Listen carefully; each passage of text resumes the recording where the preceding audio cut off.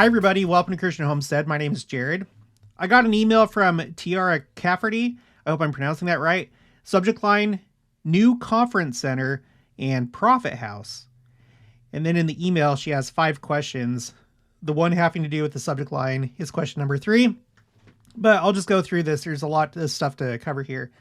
Hi, Jared. I've been watching your videos and my husband and I feel very impressed to go on a church history tour in Missouri. We've received a few impressions about buying property there.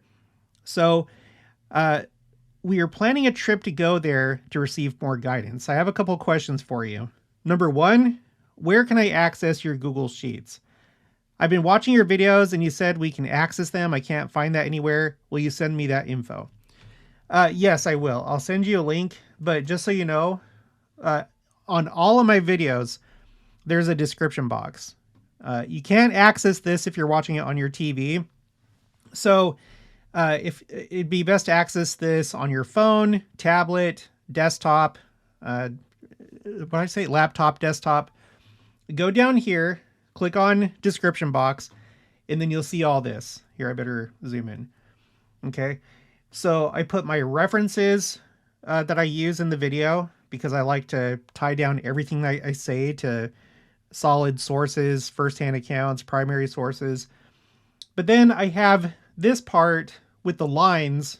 That's the same in every video. I update it from time to time, but this is where you find all my links for like spreadsheets and stuff. So I have read the Book of Mormon, and then the spreadsheet that you're referring to is the second item right here. You click on this link, and that's how you can access my spreadsheets. The spreadsheets are best viewed on a laptop or a desktop, not so much on a phone and probably not so much on a tablet. So that's what I would recommend. Underneath that, I have my new channel, Explore Church Sites. I would encourage you to subscribe to that, especially if you're coming to Missouri, because this will show you exactly how to get to all these different sites, because I'm making videos walking to these different sites. And then on top of that, I have a new map for church sites, and then also a separate spreadsheet for church sites. And we're going to look at that in just a minute because it relates to an upcoming question. Then I have my social media right here. I post a lot of additional content on Instagram, Facebook, TikTok, Artza. These are like boxes that you can buy. They like send out a box every quarter of products and things like that from Israel. And it's really fun. If you have the money, you can get 25% off with code Jared25.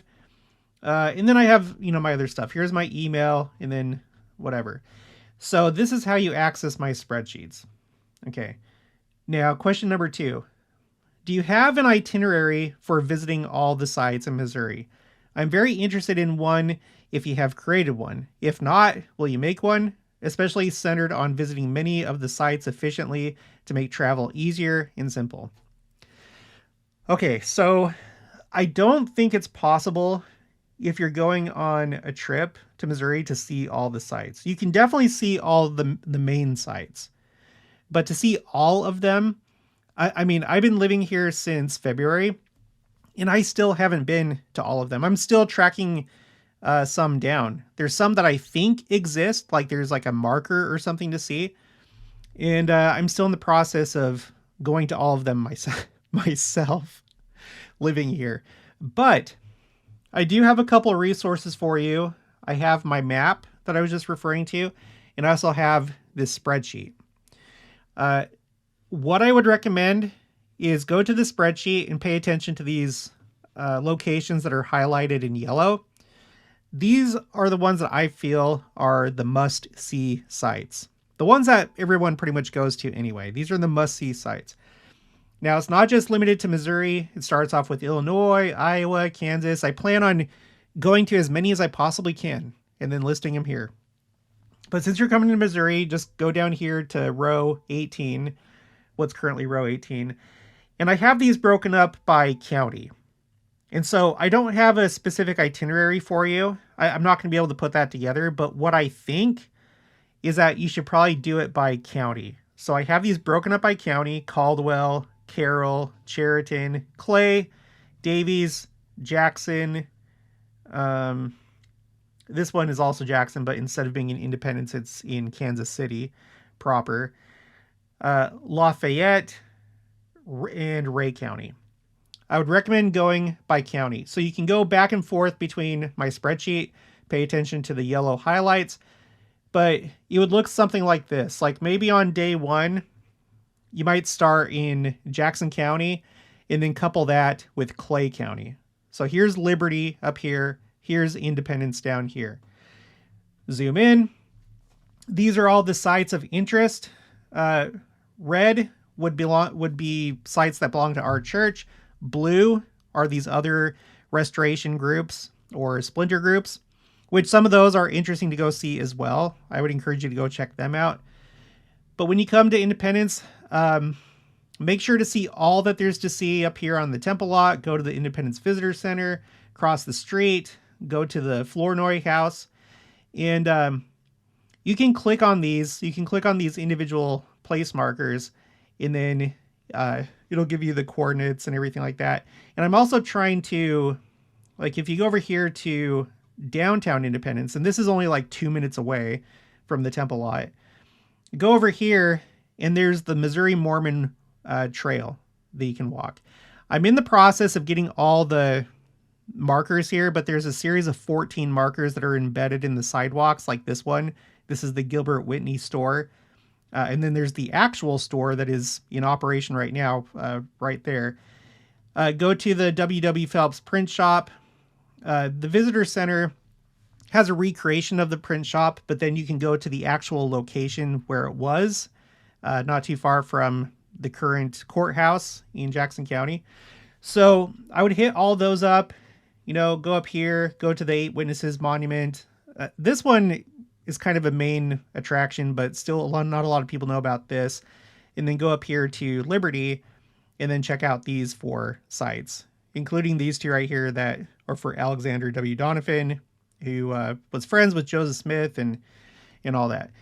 Okay, so I would probably do those 2 and then do Ray County. Definitely do Richmond over here. There's the 2 cemeteries, but there's also all these places in and around downtown Richmond. I would definitely make sure to go to, I don't have a picture on there yet, but this is one of the prisons that Joseph Smith was held in, where he rebuked the guards, and there's an empty lot that you can go see with a white picket fence. And then just east of town, you have the Isaac Russell marker. This is one that I just recently found, so I would check that out. But maybe do like Ray County along with Caldwell County for the second day. So Caldwell County is where you have Far West. You have the Charles C. Rich cabin just right down the road. John Whitmer's grave. Of course, you have Hans Mill. And then you should go up here to Breckenridge, where you have the original millstone in the city park. So you could do all that. There's also Tinney Grove, but it's a little bit, you have to do a little bit of driving to get there. Same thing with the Battle of Crooked River. But there are some historical markers that you can go see there. So do like Ray County, maybe couple that with Caldwell County. Or you could do Davies County, where you have Adamonte-Yaman. And at Adamonte-Yaman, again, this is a work in progress, but there's all these different markers that you can see at Adamonte-Yaman. You park over here, you walk this trail. A lot of people stop right here at Preacher's Rock, but you can keep walking on this trail, and you can go to Spring Hill and see the town square. You can go over to Lyman White's ferry. I still haven't been there, but anyway, sorry, I don't mean this to go too long, but just use this as a resource, and I would probably break it up by county and just see as much as you possibly can. Okay, let's see. Number 3. Have you heard about the conference center and prophet residence that just finished being built? I've only heard this word of mouth from locals and missionaries that know about it. Surely you must know if you live in Kansas City. This has been on my mind, and I've been searching online and even Google Maps for it. Is the church disclosing this information? As far as I know, Tiara, there is not a conference center that's been constructed. I think that's rumor. If there has been, it definitely isn't in Independence. Or if it is, it's like out in some place that people don't usually go, like the outskirts. But that would be a major project, and I feel like if that was under construction, we probably would have already seen a church news article about it, because I don't think the church would just secretly build a conference center without announcing it, because people would ask questions. When you have a large structure going up, usually you have like the chain link fence that goes around it, and then it has like the signs that tell the public, oh, what is this going to be? I don't think that's true. I think that's a rumor, probably. I've heard myself that Community of Christ offered to sell the Auditorium, which is their conference center, but the price was too high. And on top of that, it's not really in good condition. The entire time that we've been here, since February of this year, there's been all this like scaffolding around the auditorium because they're doing like repairs or whatever they're doing. You can see the sign itself is in disrepair. It's missing the letter R. So I believe from what I've heard that has happened, but the church has not, as of right now, opted to purchase the auditorium. Although if that ever happens, that would be really interesting. Another person told me that even if the church purchased it and they didn't want to keep it as a conference center, it would cost too much just to demolish it, and it just wouldn't be worth it. So I don't know, maybe in the future that may happen. I tend to think that Community of Christ is gonna sell these properties over the next 5 to 10 to 15 years, because financially things are not looking good for them. And it seems like they're moving further and further and further away from their roots to where they don't really care about this land anymore. They'd probably prefer to keep it just to make things easier, but I don't think that theologically they even care about this area anymore. As far as a residence for the prophet, you may be referring to the house that they constructed at Adamonte-Ammon. So you have the missionaries of Adamonte-Ammon, and they live there. There are houses for the missionaries. I'd assume they don't own those houses. Just while they're serving their mission, they live in those houses that I guess are probably owned by the church. And there used to be like a trailer there for like when general authorities come to, they can stay in the trailer instead of having to get a hotel or something like that. Because Adamonte-Ammon, it's kind of remote. The closest big city, or the closest town is Jameson, but there's nothing there. There's like maybe 100 people, if that. I'm not sure the actual size, but it's not very many people. The closest like larger area I think is Jamesport, and I don't think that they have a hotel. I could be wrong about that. And so for those reasons, I think that's why the church had like a place for general authorities to stay, and then they finally like made a house, is my understanding. Don't quote me on that, but if anything, I think that's probably what that's referring to. But no, I have not heard anything about like a residence for the prophet in, Independence or somewhere in Jackson County. So I feel like this is mostly rumor mixed in with a little bit of truth, but I wouldn't get too excited about this at all. I'm sorry to dash, your hopes, but that's my take. Okay, number 4. What areas do you recommend for buying houses or property? I heard on President John Taylor's vision of the last days that the whole land of Independence will be desolate. Then why buy property there? That has been on my mind. Again, I only ask you this because we have felt to live there. I trust you with this question because I hear of your story as to why you decided to move there. I would love more insight. Okay, so there's a couple parts to this question. As far as like where to buy property, if you have money, and you can afford to live in a nice area, I can't really recommend anywhere. All I can say really is that, okay, so here's downtown Kansas City, and over here is Independence. This area right here between Independence and downtown Kansas City is not a good place. It's not a good place, but it's like that with any large American city. You typically have the downtown. In downtown, there's areas that are nice and upscale, but then when you get to the surrounding suburbs that are like right next to downtown, they're usually not very good. There might be a few, but this area right here, generally speaking, is kind of sketchy. Even just kind of like maybe like this kind of like triangle right here. There's parts of Independence that aren't so great, but there's many other parts that are. There are some beautiful properties in Independence. But you just, use your eyes and just look at the neighborhoods and ask yourself, is that somewhere where you'd want to live? In my case, yes, it is. And it's worked out great. And as you go further east into Independence, it gets more like rural, and you have homesteads and farms that are within city limits. And it gets really pretty as you go out this way, especially along Truman Road. So there's plenty of good places to live. And then, you have these other places like Blue Springs and Lee Summit and places like that are nice. You could also check out the Kansas side, but Independence itself, I think there are a lot of parts that are really great. And then just a few other places that you probably don't want to live. And then Liberty in general seems like a really nice area.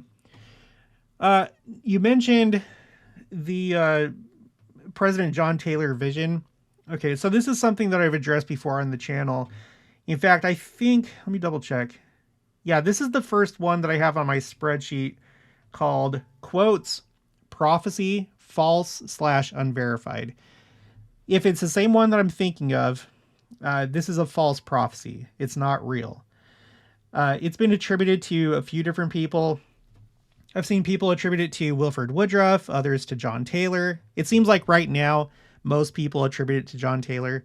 But before that, people were attributing it to President Joseph F. Smith. And so we know that it's false because I'm not going to read these, but you can access my spreadsheet. You can also pause and read this if you like. The first presidency has tried to dispel this time and time and time again. And they've said, no, it's false. President Joseph F. Smith said that it's false. You actually have two statements here. I will point out one thing here. Let me read this first, or maybe the second. Okay, hold on. The first couple of sentences. Again, I feel that this is an opportunity for me to say a few words. This wonderful, mysterious revelation that I've seen said to have received a great many years ago was given in French. And I never, I never knew but 2 or 3 words of French in my life. Consequently, I could not have been the originator of that revelation. If you understand that, I have denied it, I suppose, 100 times when I have been inquired about it. It was gotten up by some mysterious person who undertook to create a sensation and lay the responsibility on me. And then he goes on and talks about it more. Again, you can pause and read this. So if you go to the Wilford Woodruff papers, this is the primary source for this supposed vision. The backstory is President Wilford Woodruff, at the time, he was not president of the church. He was in the church historian's office or something. And he came across this vision, and he didn't know who wrote it, but he copied it down with the intention of investigating and finding out where this came from. So it's in his journal. Right here it says a vision. And you'll notice it says I and then blank because there's no name. When he wrote it down, there's no name. I blank went to bed at my usual hour. And I'll just read it right here. Went to bed at my usual hour past 9 o'clock. I've been reading the Revelations in the French language. So there's the French piece. And so people think, oh, well, which prophet spoke French? Oh, John Taylor, he spoke French, so this must be him. No, it was never verified. And then on top of that, you have both Joseph F. Smith and then later on Joseph Fielding Smith, who both said that it was a false prophecy. So, again, pause, read, or just access the spreadsheet, and you can read what they have to say. So I have all sorts of other false or unverified prophecies. Another one is the yellow dog prophecy. I don't know why or how these things survive. I think it's because it's sensationalism and people they like the mysterious, they like the sensational, they like the cinematic. And it's also just something that sticks in your head really easily. Everyone can easily remember a yellow dog. This is in reference to Jackson County. So here is the best I could do to find a primary source. It was told by Elder J. Golden Kimball of the 70. But afterwards, further research was done, and the church published this article in the Ensign, April 1979. And it turns out that prophecy has to do with something that Joseph Smith told General Alexander Donovan about Jackson County and the consequences of expelling the saints from Jackson County and how they would be punished. And it seems that the Civil War, did that. There was destruction that came to Jackson County during the Civil War. In fact, another thing I want to do, I'm playing around with this idea, but you have these Civil War historical markers in Independence. One of them is actually right over here, right across from the temple lot. It's over on the Community of Christ side, and it's about, I think, like right here. I've never really paid too much attention to it, but I'm probably going to do like a video and maybe put a place marker here. Maybe have a different color of place markers for Civil War stuff. There's also another one. I think it's right about here somewhere. I pass by it all the time. So anyway, that's what I have to say about that. I'd be careful with these like big, grandiose visions that are handed around in secret circles, secret message forums, YouTube or Facebook groups, and stuff that's not really acknowledged by the church. I would be very leery about that. There's probably a reason why that's the case. Okay, let's go back here. Number 5, in John Taylor's vision, he saw 12 men either dedicating the New Jerusalem temple or groundbreaking. However, he said it was he was on the west side of the river bank across from Missouri. Okay, sorry. Across the riverbank, across from Independence, Missouri. That isn't the temple lot, but the way you sound in your videos gives me the impression that the New Jerusalem temple will be built at the temple lot. I'm so confused about this, and the only source I've heard from this is John Taylor's vision. What are your thoughts? So yeah, we don't even know who wrote that in the first place. They said that it was false. And when you look at the river, it's right here.